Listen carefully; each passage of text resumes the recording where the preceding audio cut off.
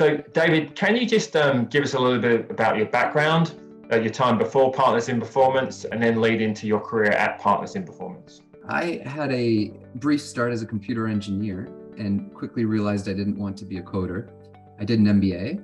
I worked in corporate strategy at Deloitte for 2 years.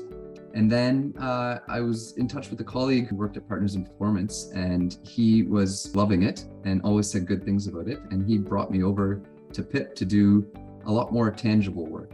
And what sort of work were you involved in when you first joined?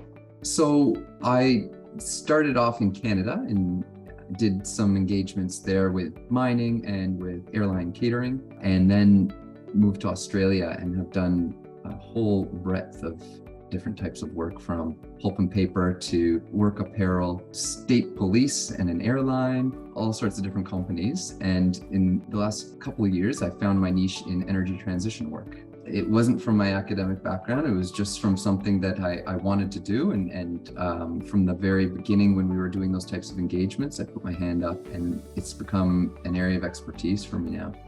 When you were choosing that career in management consulting, what led you to make the decision to join Partners in Performance? I worked at one of the big four, and I found it quite competitive in terms of competing against your peers, competing to get booked on the most interesting jobs. And Partners in Performance has a very different culture where they're very supportive.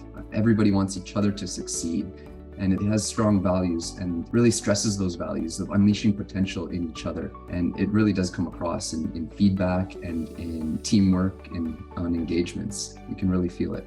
What is it that you think, this is where I want to stay and develop and grow?